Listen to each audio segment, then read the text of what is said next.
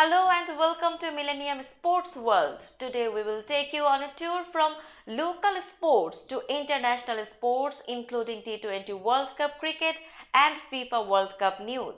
So let's explore the sports world. Virat Kohli single-handedly powered India to an epic 4-wicket win over arch-rivals Pakistan with a magnificent 53-ball 82 not out in their big-ticket T20 World Cup game here on Sunday. Pakistan recovered from a wobbly start to post a fighting 159 for 8. India completed the chase in the last ball, with Kohli and Hardik Pandya doing the bulk of the scoring after a horror start to their innings.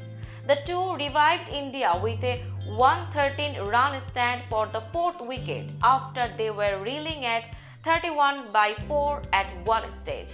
Sent into bat, Pakistan were well served by Iftikhar Ahmed's 34-ball 51 and Shan Masood's unbeaten 52 of 42 balls after they lost their first 2 wickets, with just 15 runs on the board in the fourth over. For India, Arshdeep Singh was among the most successful bowlers in the much-awaited match of the tournament, finishing with figures 3 by 32 in 4 overs at the iconic Melbourne cricket ground. If it was not for the 14 runs in the 19th over, Arshdeep would have ended with better figures playing in his maiden World Cup. Left-arm pacer Arshdeep gave India early breakthroughs before Pakistan steadied things with a 76-run partnership for the third wicket. All-rounder Hardik Pandya bagged impressive figures of 3 by 30 in 4 overs after Mohammad Shami removed a well-set Iftikhar to trigger a slide. The Los Angeles Chargers signed receiver Michael Bandy to the roster and elevated kicker Taylor Bartlett heading into Sunday's game against the Seattle Seahawks. Bandy has used up his 3 game-day elevations from the practice squad, meaning the Chargers had to sign him to the active roster if they wanted him to continue to play. The receiver has 3 catches for 53 yards and a pair of tackles on special teams.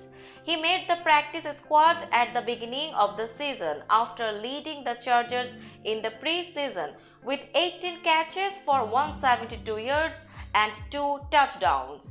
The Chargers have only 5 receivers on the 53-man roster and needed to make a move after Joshua Palmer was ruled out due to a concussion. Palmer is third on the team with 26 receptions for 240 yards and a touchdown.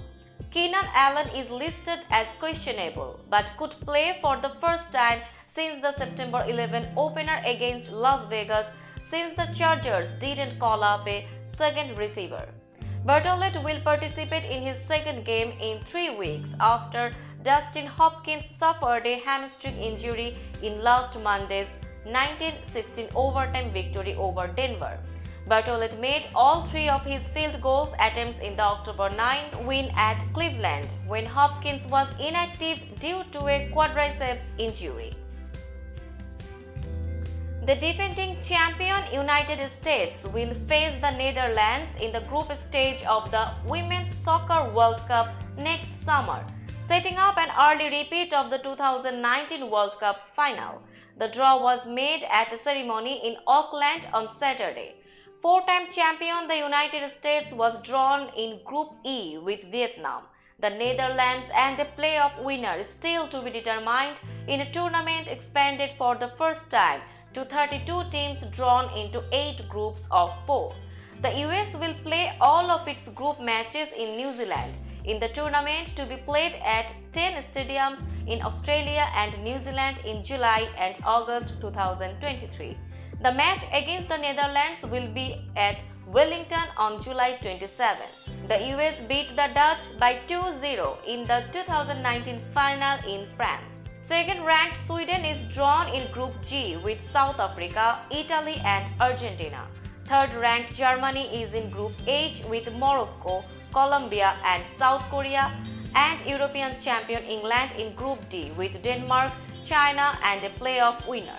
The 3 playoff winners will be determined through intercontinental qualifying matches in Auckland in February.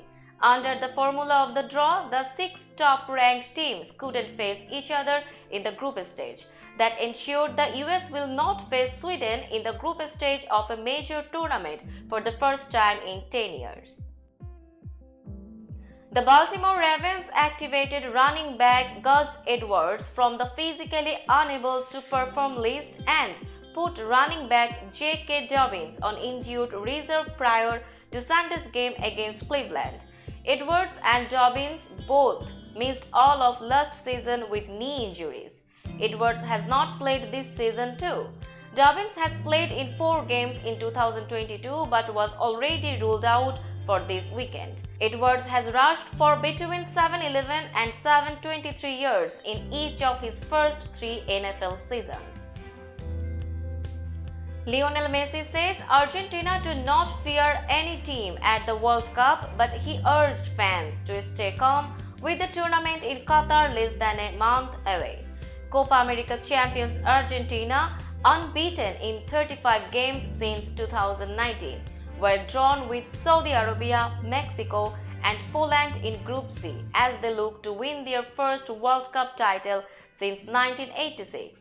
Today we are doing well and people are excited and think that we will come back with the cup, but it is not like that, Argentina captain Messi told broadcaster DirecTV Sports. The World Cup is very difficult. Many things have to happen. Not only that, we are doing well, many things that can leave you out, and there are many teams that want the same as us and that are doing well. Argentina began their 2018 World Cup campaign with a 1-1 draw against Iceland, a game in which Messi missed a penalty, and finished second in their group before being knocked out by eventual winners France in the last 16. Messi thinks opening match against Saudi Arabia on November 22 will be key to the team's chances. Argentina will play their final warm-up match against the United Arab Emirates on November 16. Broadcasters were criticized by FIFA President Gianni Infantino on Saturday for what he called unacceptably low offers for rights to screen the Women's World Cup next year. Offers of just 1% of the value of Men's World Cup rights deals have been rejected, Infantino said, for the tournament that starts in July in Australia and New Zealand. The Men's World Cup has driven FIFA's expected overall income toward $7 billion for the 4-year commercial cycle that ends in December after that tournament in Qatar.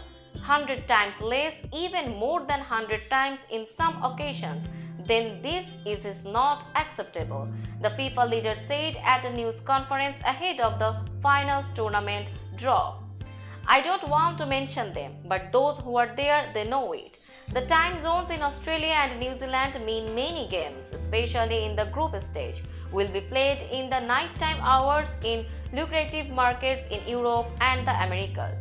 We are not going to accept this, Infantino said of the broadcast offers, because we know that the viewing figures for these broadcasters in some big footballing countries for the Men's World Cup or for the Women's World Cup are actually very similar, meaning their commercial income is very similar for men and for women.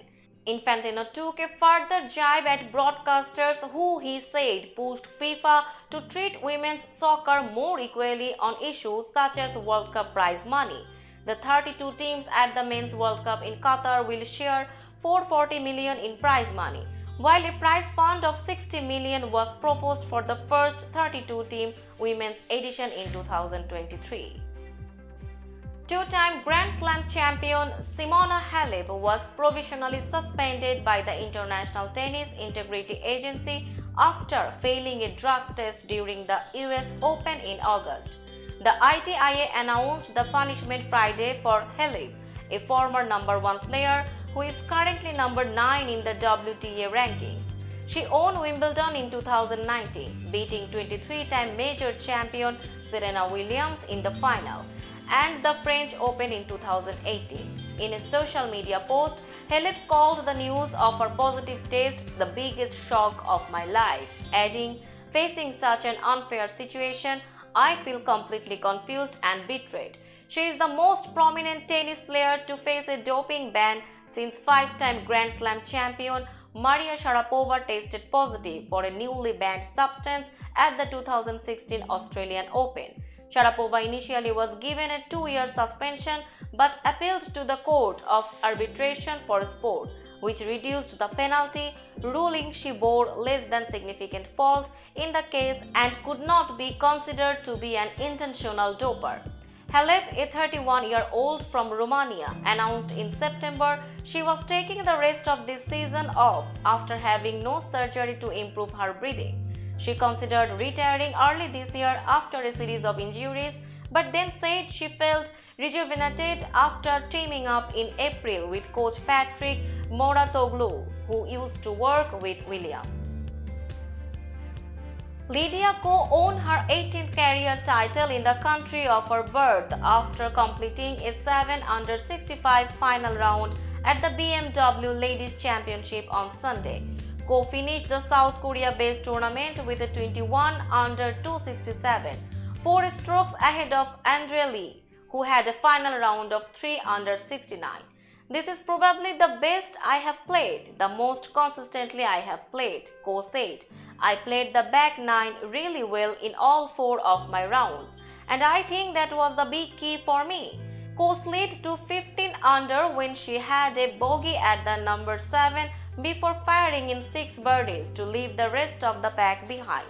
There was a 3-way tie for third place with Hai-Jin Choi, Hyo-Jo Kim and Lilia Wu all ending up at 16 under 272. Athaya Thitikul, who curded a tournament record 9 under 63 on the first day, ended up 4th following a disappointing round of 2 over 74 on Sunday with 5 bogeys and only 3 birdies. American Sebastian Korda will play second-seeded Felix Auger-Aliassime in the final of the European Open. Korda rallied from a breakdown in the third set to edge Dominic Thiem 6-7, 6-3, 7-6, and Auger-Aliassime had to work hard to beat French player Richard Gasquet 7-6, 7-6 in Saturday's semifinals. It will be the 22-year-old Korda's second final in as many weeks after his loss to Andrei Rublev at Gijón last week. He will be going for his second career title after winning at Parma last year. Auger-Aliassime, also 22, will be going for his third title after the Canadians' victories at Florence and Rotterdam this year. Nestor Cortes envisions Aaron Judge in an elevated role with the New York Yankees next season, Derek Jeter's successor as captain. "If he is back here next year, he is our captain. He is the next captain," Cortes said Saturday before Game 3 of the AL Championship Series. "We follow everything he does. He leads by example. He is not really a guy that comes out and screams at anybody. But if he has to, that's his job. I think he has earned that right to keep us in check." Judge set an American League record with 62 homers this season, tied for the Major League lead with 131 RBIs, and was second in the AL in hitting at .311. The 30-year-old outfielder is eligible for free agency after earning $19 million this year. In the hours before opening day, he turned down a deal that would have paid $213.5 million from 2023 to 29 and said then, "I want to be a Yankee for life." All teams are eligible to negotiate with Judge starting on the 6th day after the World Series. And Yankees general manager Brian Cashman realizes the price has gone up. Curtis said there was no need to tell Judge he deserves to be captain. "I'm sure he knows it already," the pitcher said. "He is just the guy for it." By his own admission, John Schneider never amounted to much as a baseball player. On Friday, Schneider fulfilled a dream he had pursued for 15 years since giving up on playing and choosing to coach instead. Toronto's former bench coach, Schneider was named the 14th manager in Blue Jays history, signing a 3-year contract with the team he led on an interim basis for 78 games last season. "I have said it before, this is a dream scenario for me," Schneider said. "I couldn't ask for a better situation. This organization has made me feel like a family member since day one. I am just extremely humbled and honored to lead this group and hopefully achieve our goal of winning a World Series." Schneider's contract includes a team option for 2026. Former Bayern Munich and France winger Frank Ribery has announced his retirement from football. The 39-year-old has terminated his contract with Serie A side Salernitana after struggling with a knee issue. He scored 124 goals and contributed 182 assists in 425 games for Bayern from 2007 to 2019, winning the Champions League in 2013 and 9 Bundesliga titles. "The ball stops, the feelings do not. Thanks to everyone for this great adventure," Ribery wrote on Twitter. Ribery joined Fiorentina before moving to Salernitana last summer, helping the club avoid relegation by 1 point, but he has not featured since the opening day loss to Roma. His retirement had been rumored for several weeks. The Frenchman joined Bayern for 17 million from Marseille in June 2007, a year after being part of the France side that finished runner-up to Italy at the 2006 World Cup. A 3-time French Player of the Year, he recorded 16 goals and 25 assists in 81 caps for his country before announcing his retirement from international duty in 2014 after missing the World Cup with a back injury. After 12 successful years in Munich, he left alongside Dutch winger Arjen Robben as Bayern were crowned champions of Germany for a 7th successive season. That's all in today's Millennium Sports World. Keep watching Millennium Sports World for latest sports updates.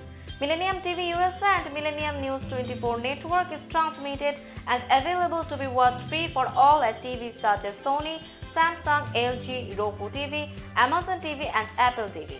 And also in all European countries and Australia available with Sky Network, Worldwide Jago TV, Radiant IPTV, Worldwide Jago BD Network and Horizon Satellite globally. Stay connected with us for all types of informative and entertainment program. Thank you.